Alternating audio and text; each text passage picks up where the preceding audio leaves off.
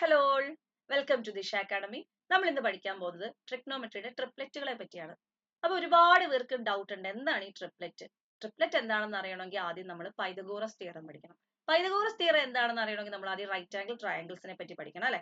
അപ്പൊ just right angle triangle എന്താണ്, Pythagoras theorem എന്താണ്, ട്രിപ്ലെറ്റ്സ് എന്താണ്, ട്രിപ്ലെറ്റ്സ് എങ്ങനെ നമുക്ക് ഏറ്റവും ബെസ്റ്റ് ആയിട്ടുള്ള രീതിയിൽ കോമ്പറ്റേറ്റീവ് എക്സാംസിന് യൂസ് ചെയ്യാം, അതും കൂടെ നമുക്ക് നോക്കണം. അതായത് ട്രിപ്ലെറ്റ് വെച്ച് നമുക്ക് ഒരുപാട് ഈസി ആയിട്ട് ട്രിഗ്നോമെട്രി പ്രോബ്ലംസ് സോൾവ് ചെയ്യാൻ പറ്റും. അതുകൊണ്ട് തന്നെ ട്രിപ്ലെറ്റ്സ് വളരെ ഇമ്പോർട്ടന്റ് ആണ്. വളരെ കൃത്യമായിട്ട് നമ്മൾ ആ ട്രിപ്ലെറ്റ്സ് പഠിച്ചിരിക്കണം. ഓക്കെ, അപ്പൊ ജസ്റ്റ് ഒന്ന് പറഞ്ഞു പോവാം, എന്താണ് പൈതഗോറസ് തിയറം, അതിനു മുമ്പ് എന്താണ് നമ്മുടെ റൈറ്റ് ആംഗിൾ ട്രയാങ്കിൾ. എന്താണ് റൈറ്റ് ആംഗിൾ ട്രയാങ്കിൾ എന്ന് പറഞ്ഞാൽ?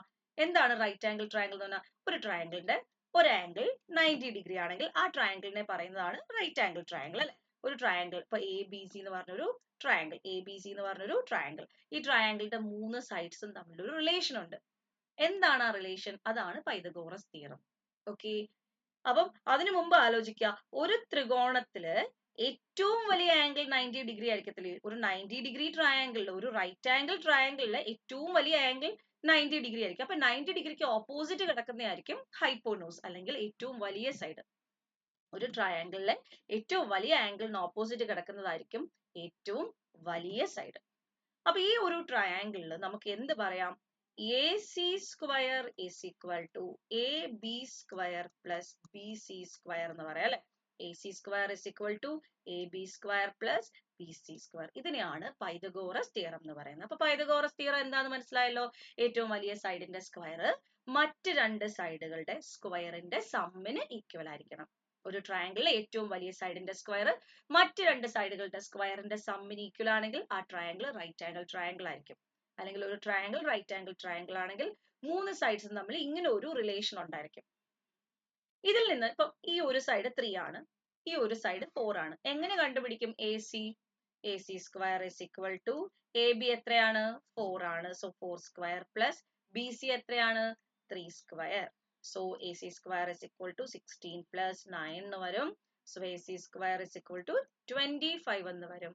A C is equal to root of 25, that is 5. അപ്പൊ എ സി എന്ത് കിട്ടി?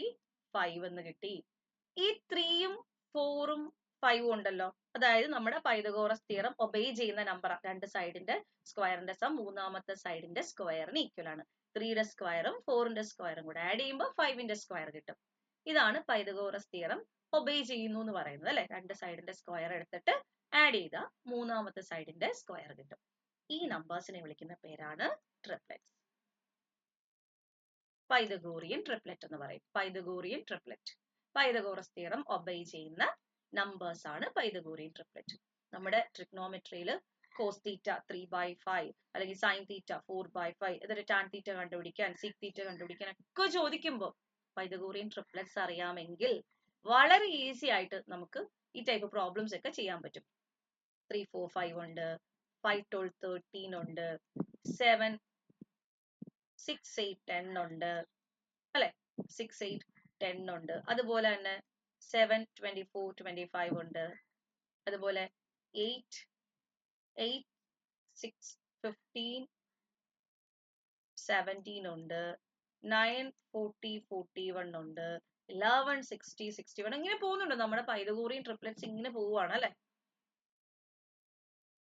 ഇനി ഈ പൈതഗോറസ് ട്രിപ്ലെറ്റ് എങ്ങനെ നമുക്ക് ഈസി ആയിട്ട് പഠിക്കാം? ചില പ്രോബ്ലംസിൽ നമ്മൾ ഇനി എത്ര ഇത് കാണാതെ പഠിച്ചാലും ചിലപ്പോൾ നമുക്ക് ചില ട്രിക്കി മെത്തേഡ്സ് ഒക്കെ പ്രോബ്ലംസ് സോൾവ് ചെയ്യാൻ എന്തായാലും വേണം അല്ലെ? നമുക്ക് അത് നോക്കാം. അതായത് നമുക്ക് ഒരു ട്രയാങ്കിളിന്റെ രണ്ട് സൈഡ് അറിയാം. ഇപ്പൊ ഒരു സൈഡ് 3 ആണ്, ഒരു സൈഡ് 4 ആണ്, ഒരു റൈറ്റ് ആംഗിൾ ട്രയാങ്കിൾ ആണ്. മൂന്നാമത്തെ സൈഡ് കണ്ടുപിടിക്കണം. അപ്പൊ ഈ പൈതഗോറസ് തിയറം അപ്ലൈ ചെയ്ത് കണ്ടുപിടിക്കാനാണെങ്കിൽ നമുക്ക് ഒരുപാട് ടൈം എടുക്കും അല്ലെ? ഈ സൈഡിന്റെ സ്ക്വയർ കണ്ടുപിടിച്ച് സം എടുത്ത് അല്ലെ, ഒത്തിരി ടൈം എടുക്കും. അപ്പൊ നമ്മുടെ 3ഉം 4ഉം അറിയാം, മൂന്നാമത്തെ നമ്പർ കണ്ടുപിടിക്കണം. വേറൊരു കേസ് 5ഉം 12ഉം അറിയാം, മൂന്നാമത്തെ നമ്പർ കണ്ടുപിടിക്കണം. 7ഉം 24ഉം അറിയാം, മൂന്നാമത്തെ നമ്പർ കണ്ടുപിടിക്കണം. 9ഉം 40 അറിയാം, മൂന്നാമത്തെ നമ്പർ കണ്ടുപിടിക്കണം. 11ഉം 60ഉം അറിയാം, മൂന്നാമത്തെ നമ്പർ കണ്ടുപിടിക്കണം. എങ്ങനെയാ ചെയ്യുന്നത്? അതുപോലെ ഇതിന്റെയൊക്കെ ഡബിൾ ഉണ്ടല്ലോ, 3, 4, 5ന്റെ ഡബിൾ. 3, 4, 5ന്റെ ഡബിൾ എന്താ വരുന്നത്? 3, 4, 5 ഇത് ട്രിപ്ലെറ്റ് ആണെന്ന് നമുക്ക് അറിയാലോ. ഇതിന്റെ ഡബിൾ എന്താ വരുന്നത്? 6, 8, 10. അതും പൈതഗോറിയൻ ട്രിപ്ലെറ്റാ. അപ്പൊ ഒരു പൈതഗോറിയൻ ട്രിപ്ലെറ്റിന്റെ ഡബിളും ട്രിപ്പിളും ഒക്കെ എടുത്താലും നമുക്ക് എന്ത് തന്നെ കിട്ടും? പൈതഗോറിയൻ ട്രിപ്ലറ്റ് ആണ് കിട്ടുക. അത് മനസ്സിലിരിക്കുക. ആ ഡബിളിനും ട്രിപ്പിളിനും ഒന്നും നമ്മുടെ ഈ ട്രിക്ക് ഓക്കെ അല്ല. ബാക്കി നമ്മുടെ ബേസിക് ആയിട്ടുള്ള പൈതഗോറിയൻ ട്രിപ്ലെറ്റ്സ് അതാണ് നമുക്ക് എക്സാമിന് എപ്പോഴും ചോദിക്കുന്നത്. 3 4 5 5 12 13 7 24 25 9 40, അതായത് ഒന്നിന്റെ മൾട്ടിപ്പിൾ അല്ലാത്തത്. അതാണ് നമ്മുടെ SSC പോലെ റെയിൽവേ പോലുള്ള NTPC പോലുള്ള എക്സാമുകൾക്കൊക്കെ സ്ഥിരമായിട്ട് ചോദിക്കുന്ന കുറേ പാറ്റേൺസ് ഓഫ് ട്രിപ്ലെറ്റ്സ് ഉണ്ട്. അതെന്ന് പറയുന്നത് അതിന്റെ ഡബിളോ ട്രിപ്പിളോ വരുന്നതല്ല. മാക്സിമം എപ്പോഴും ബേസിക് ആയിട്ടുള്ള ട്രിപ്ലെറ്റ്സ് എന്നാണ് നമുക്ക് ക്വസ്റ്റ്യൻ വരുന്നത്. അതുകൊണ്ട് അത് ആദ്യം നന്നായിട്ട് പഠിച്ചു വെക്കണം. ചില കേസിൽ നോക്കി, ഇവിടെ 3 അറിയാം 4 അറിയാം, വലിയ നമ്പർ, അതായത് നമ്മുടെ ഹൈപ്പോണൂസ് കണ്ടുപിടിക്കണം. എന്താ ചെയ്യുക? ഹൈപ്പോണൂസ് കണ്ടുപിടിക്കാനാണ് ക്വസ്റ്റ്യൻ. ബേസും അറിയാം, ഓൾട്ടിറ്റ്യൂഡും അറിയാം. അപ്പൊ ഞാൻ ഒരു ട്രിക്കി മെത്തേഡ് പറഞ്ഞുതരാം. എന്ത് ചെയ്താൽ മതി എന്നറിയാവോ? നിങ്ങൾ ഈ 4ന്റെ കൂടെ 1 അങ്ങ് ആഡ് ചെയ്താൽ മതി. 4 + 1 എന്ത് വരും? 5. 3 4 5 ആണ് ട്രിപ്ലെറ്റ്. മനസ്സിലായോ? അപ്പൊ നോക്കണ്ട എന്താ, ചെറിയ നമ്പർ ഓഡ് നമ്പർ ആണോ നോക്കിയിട്ട് വേണം 1 ആഡ് ചെയ്യാൻ. വെറുതെ അങ്ങ് ആഡ് ചെയ്ത് വെക്കല്ലേ. ചെറിയ നമ്പർ, കൂട്ടത്തിലെ ചെറിയ നമ്പർ ഓഡ് നമ്പർ ആണെങ്കിൽ മാത്രം. അപ്പൊ 3 അല്ലേ, ഓഡ് നമ്പർ അല്ലേ, ഓഡ് നമ്പർ അല്ലേ, സോ 4ന്റെ കൂടെ 1 ആഡ് ചെയ്താൽ മതി, 5 കിട്ടും. അടുത്ത 5 ഓഡ് നമ്പർ അല്ലേ, സോ നിങ്ങൾ ധൈര്യമായിട്ട് 12ന്റെ കൂടെ 1 ആഡ് ചെയ്തോ, 13. 7 ഓഡ് നമ്പർ അല്ലേ, സോ 24 + 1 25. 9 ഓഡ് നമ്പർ അല്ലേ, സോ 40 + 1 41. അതുപോലെ 11 ഓഡ് നമ്പർ ആണ്, സോ 60 + 1 61. മനസ്സിലായോ? അപ്പൊ പൈതഗോറിയൻ ട്രിപ്ലെറ്റ്സ് ബേസ് ഓൾട്ടിറ്റ്യൂഡ് ഇതിൽ ഏതെങ്കിലും ഒരെണ്ണം ഒരു ഓഡ് നമ്പർ ആണെങ്കിൽ, ഏറ്റവും ചെറിയ നമ്പർ ഒരു ഓഡ് നമ്പർ ആണെങ്കിൽ ജസ്റ്റ് 1 ആഡ് ചെയ്താൽ മതി. അപ്പൊ ബാക്കിയുള്ള പേയേഴ്സ് നോക്കാം. 6 8 8 15. നെക്സ്റ്റ് നമ്പർ ഏത്? ഇത് രണ്ടും ഒന്ന് നോക്കി, ഇത് നോക്കി. 6 8 ഈ നമ്പർ കണ്ടുപിടിക്കണം. ഇത് പക്ഷെ ഈവൻ നമ്പറാ, കൂട്ടത്തിൽ ചെറിയ നമ്പർ ഈവൻ നമ്പറാ. 6 എന്ന് പറയുന്നത് സ്മോൾ നമ്പർ, അത് ഈവൻ നമ്പർ ആണ്. അങ്ങനെയാണെങ്കിൽ 1 ആഡ് ചെയ്യുന്നതിന് പകരം 2 ആഡ് ചെയ്യണം. സോ 8ന്റെ കൂടെ 2 ആഡ് ചെയ്താൽ മതി. 8 + 2 10 എന്ന് വരും. അപ്പൊ 8 ഒരു സ്മോളർ നമ്പർ ആണ് അല്ലെ. 15ന്റെ കൂടെ അപ്പൊ എന്ത് ആഡ് ചെയ്താൽ മതി? 2 ആഡ് ചെയ്താൽ മതി, 17 എന്ന് വരും. മനസ്സിലായോ? അപ്പൊ ഇപ്പൊ നമ്മുടെ മെൻസുറേഷനകത്ത് തന്നെ ഒരു ക്വസ്റ്റ്യൻ വരുവാണ്. ഒരു റോംബസ് ഉണ്ട്. ആ റോംബസിന്റെ ഡയഗണൽസ് 90 ഡിഗ്രി ആണെന്ന് അറിയാം. അവിടെ നമുക്ക് റൈറ്റ് ആംഗിൾ ട്രയാങ്കിൾസ് ആ വരുന്നത്. ഓക്കെ, അപ്പം ഇത് 15 ആണ്, ഇത് 8 ആണ്. നമുക്ക് ഈ സൈഡ് കണ്ടുപിടിക്കണം, റോംബസിന്റെ സൈഡ് കണ്ടുപിടിക്കണം. 8ഉം 15ഉം നമുക്ക് അറിയാം. റോംബസിന്റെ പെരിമീറ്റർ എങ്ങാനും ആയിരിക്കും ചിലപ്പോൾ ചോദിച്ചേക്കുന്നത്. അപ്പൊ ഈ A കണ്ടുപിടിക്കണം. എന്ത് ചെയ്താൽ മതി? ട്രിപ്ലെറ്റ് അപ്ലൈ ചെയ്താൽ മതി. 8 ഉണ്ട് 15 ഉണ്ട്, 2 ആഡ് ചെയ്താൽ നമുക്ക് ഇവിടെ കിട്ടും അല്ലേ. സോ അങ്ങനെ വേണം. അപ്പൊ ട്രിഗ്നോമെട്രിയിൽ മാത്രമല്ല മെൻസുറേഷനകത്ത് ആവശ്യം വരുന്നുണ്ട്. റോംബസ്, സ്ക്വയർ പോലുള്ള പ്രോബ്ലംസിൽ നമുക്ക് ഈ ട്രിപ്ലെറ്റിനെ ഇനിയും ആവശ്യമുണ്ട്.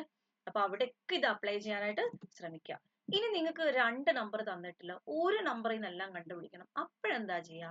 ഒരു നമ്പർ നിങ്ങളുടെ കയ്യിലുണ്ട്, ബാക്കി നിങ്ങൾക്കൊന്ന് ഗസ് ചെയ്യേണ്ട ചില കേസ് വരുന്നു. കാരണം ക്വസ്റ്റ്യൻസ് ചെയ്യാൻ അത്ര ടൈമില്ല, ലാസ്റ്റ് മൊമെന്റ് എത്തി. അപ്പൊ നിങ്ങൾക്കൊന്ന് ഗസ് ചെയ്ത് ആൻസർ എഴുതണം. അപ്പൊ എങ്ങനെയാ ചെയ്യുന്നത്? ഒരു നമ്പറെ നമ്മുടെ കയ്യിലുള്ളെങ്കിൽ ബാക്കി ട്രിപ്ലെറ്റ്സിനെ എങ്ങനെ കണ്ടുപിടിക്കാൻ പറ്റും?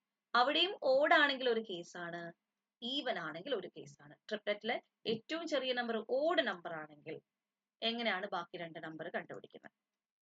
അതുപോലെ ഈവൻ നമ്പർ ആണെങ്കിൽ ബാക്കി നമ്പർ എങ്ങനെ കണ്ടുപിടിക്കും? ഇതാണ് അടുത്ത ട്രിക്ക് പറയാൻ പോണത്. അപ്പൊ 5 ഉണ്ട്, ബാക്കി 2 നമ്പർ കണ്ടുപിടിക്കണം. 7 ഉണ്ട്, ബാക്കി 2 നമ്പർ കണ്ടുപിടിക്കണം. 9 ഉണ്ട്, ബാക്കി 2 നമ്പർ കണ്ടുപിടിക്കണം. 11 ഉണ്ട്, ബാക്കി 2 നമ്പർ കണ്ടുപിടിക്കണം. എന്ത് ചെയ്യും?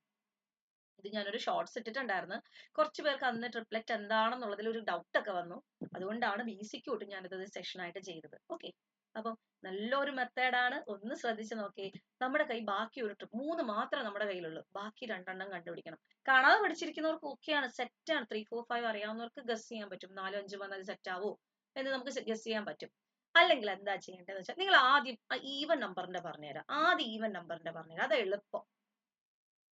ആദ്യം പകുതി എടുക്കുക, തന്നിരിക്കുന്ന നമ്പറിന്റെ ഹാഫ് എടുക്കുക, നേരെ ഹാഫ് എടുക്കുക, എന്നിട്ട് അതിനെ സ്ക്വയർ ചെയ്താൽ മതി. 6ന്റെ ഹാഫ് എത്ര? 3 ആണ്. 3യുടെ സ്ക്വയർ എത്ര? 9 ആണ്. അപ്പൊ 9 എന്താ? 9 ആണോ ആൻസർ? 9 ആണോ ആൻസർ? അല്ല, 9ന്റെ ലെഫ്റ്റ് സൈഡിലുള്ള നമ്പറും റൈറ്റ് സൈഡിലുള്ള നമ്പറുമാണ് ആൻസർ. 9 വന്ന 9ന്റെ മുന്നേ ഉള്ള നമ്പർ 8ഉം 9ന് പിന്നെ ഉള്ള നമ്പർ 8 ആണോ അല്ലേ? 8 9 10 എന്നല്ലേ? സോ 8ഉം 10ഉം ആണ് ഇവിടെ എഴുതേണ്ടത്. അതുപോലെ 8 എന്താ ചെയ്യേണ്ടത്? 8ന്റെ ഹാഫ് എടുക്കണം. 8ന്റെ ഹാഫ് എന്താണ്? 4 ആണ്. അതിന്റെ സ്ക്വയർ എടുക്കണം. 4 സ്ക്വയർ എന്ന് പറയുന്നത് 16 ആണ്, 16 ആണ്. 16 ആണോ എഴുതണ്ടേ? 15ഉം 17ഉം ആണ് എഴുതേണ്ടത് അല്ലെ? 15ഉം 17ഉം ആണ് എഴുതേണ്ടത്. 15ഉം 17ഉം ആണ് എഴുതേണ്ടത്. ഞാൻ ഒരു കാര്യം ഇപ്പൊ ഓർമ്മിപ്പിക്കുവാണ് നിങ്ങളെ, ഒരു 20 എബോവ് നമ്പേഴ്സിൽ ഇത് ഓക്കെ അല്ല. അപ്പൊ 20, 21, 29 ട്രിപ്ലെറ്റ് ഒക്കെ നിങ്ങൾക്ക് അറിയാം. 20, 21, 29. അപ്പൊ അതിന്റെ കേസിലൊന്നും ഇത് ഓക്കെ അല്ല. അതിന് താഴെ വരുന്ന എല്ലാ നമ്പേഴ്സിലും നമുക്ക് ഇത് ആപ്ലിക്കബിൾ ആണ് കേട്ടോ. അപ്പൊ 8, 15, 17. അപ്പൊ നമുക്ക് വേണ്ടുള്ള പൈതഗോറിയൻ ട്രിപ്ലെറ്റ്സിലെല്ലാം ഇത് അത്യാവശ്യം ആപ്ലിക്കബിൾ ആണ് കേട്ടോ. അതുകൊണ്ട് നിങ്ങൾക്ക് ഇത് യൂസ് ചെയ്യാം. ഇനി ഓഡ് നമ്പർ ആണെങ്കിലോ, ഹാഫ് എടുത്ത് സ്ക്വയർ ചെയ്തപ്പോൾ നമുക്ക് ഈവൻ നമ്പർ ആയപ്പോൾ ഓക്കെ കിട്ടി അല്ലെ. നമുക്ക് ഈവൻ നമ്പർ ആയപ്പോൾ കറക്റ്റ് ആയിട്ട് ഹാഫ് എടുത്തിട്ട് സ്ക്വയർ ചെയ്യാൻ പറ്റി. ഈ 3യുടെ ഹാഫ് എടുത്തിട്ട് അതിനെ സ്ക്വയർ ചെയ്യാന്ന് പറഞ്ഞാൽ തന്നെ ബുദ്ധിമുട്ടാണ്. അപ്പൊ ബുദ്ധിമുട്ടുള്ള മെത്തേഡ് ആണെങ്കിൽ അതല്ല മെത്തേഡ് അല്ലെ. ബുദ്ധിമുട്ടുള്ള മെത്തേഡ് ആണെങ്കിൽ അതായിരിക്കത്തില്ല മെത്തേഡ്, അതാണ് മാക്സ്. ഓക്കെ, അപ്പൊ ഏതാ മെത്തേഡ്?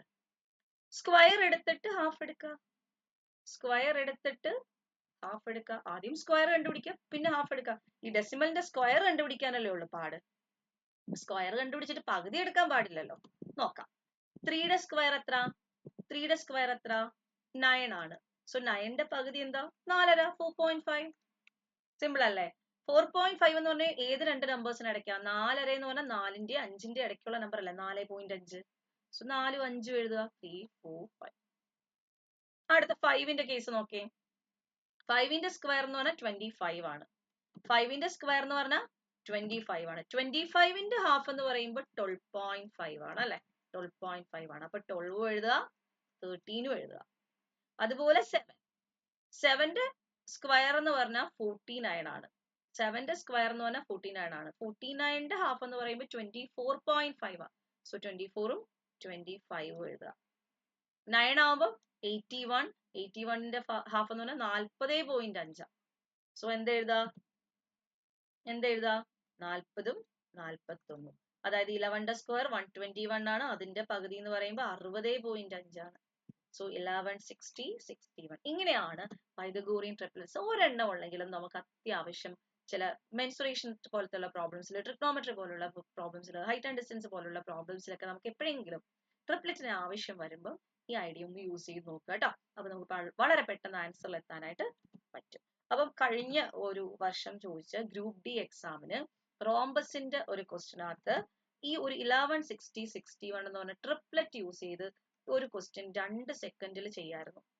എന്നാൽ അതിന്റെ കൺവെൻഷണൽ മെത്തേഡ് ചെയ്യാനായിട്ട് ഒരു 10 മിനിറ്റ്, ഒരു 5 മിനിറ്റ് എങ്കിലും, മിനിമം 5 മിനിറ്റ് എങ്കിലും വേണമായിരുന്നു. അപ്പൊ ട്രിപ്ലെറ്റിന്റെ ഐഡിയ വെച്ചിട്ട് ആ ഒരു ക്വസ്റ്റ്യൻ 2 സെക്കൻഡിൽ നമുക്ക് കിട്ടുമായിരുന്നു. അല്ലാതെ കൺവെൻഷണൽ, അതായത് ആ റോംബസിന്റെ ഏരിയയും ഡയഗണലും ഒക്കെ തമ്മിലുള്ള റിലേഷൻസ് ഒക്കെ തന്ന് കുറച്ച് കോംപ്ലിക്കേറ്റഡ് ആയിട്ടായിരുന്നു ക്വസ്റ്റ്യൻ. പക്ഷെ ട്രിപ്ലെറ്റ് അറിയാവുന്നവർക്ക് ജസ്റ്റ് ഒന്ന് ചെക്ക് ചെയ്ത് നോക്കുമ്പോൾ ഓക്കെ ഈ ട്രിപ്ലെറ്റ് ഓക്കെ ആണ് എന്ന് പറഞ്ഞിട്ട് നമുക്ക് പെട്ടെന്ന് ചെയ്യാമായിരുന്നു കേട്ടോ. അപ്പൊ അതുപോലെ 11 മാത്രം നമ്മുടെ കയ്യിലുണ്ടെങ്കിൽ 16, 60 ഡയഗണൽസിന്റെ സമ്മോ അങ്ങനെ എന്തോ ആയിരുന്നു ക്വസ്റ്റ്യൻ. ഒരു സൈഡ് തന്നിട്ട് ഡയഗണൽസിന്റെ സമ്മ് കണ്ടുപിടിക്കാനായിരുന്നു. 121 എന്ന് ഈസി ആയിട്ട് എഴുതാൻ പറ്റുമായിരുന്നു. 60 ആ ഒരു റേഞ്ചിൽ നമുക്ക് ആൻസർ ഈസി ആയിട്ട്, ഞാൻ ആൻസറിലോട്ട് പോകുന്നില്ല, ആൻസർ ഈസി ആയിട്ട് എഴുതാൻ പറ്റുന്ന ക്വസ്റ്റ്യൻ ഞാൻ ഇനി ഒരു സെക്ഷനിൽ നമുക്ക് ഡിസ്കസ് ചെയ്യാം കേട്ടോ. അപ്പൊ അങ്ങനെ അപ്ലൈ ചെയ്യാൻ പറ്റുന്ന ആ ഒരു ക്വസ്റ്റ്യൻ നമുക്ക് ഇനി ഒരു സെക്ഷനിൽ ഡിസ്കസ് ചെയ്യാം. അപ്പൊ ഈ ഐഡിയാസ് ഒക്കെ പഠിച്ചിട്ട് സെറ്റ് ആയിരിക്കാം കേട്ടോ. അപ്പൊ thank you all, thank you so much, by.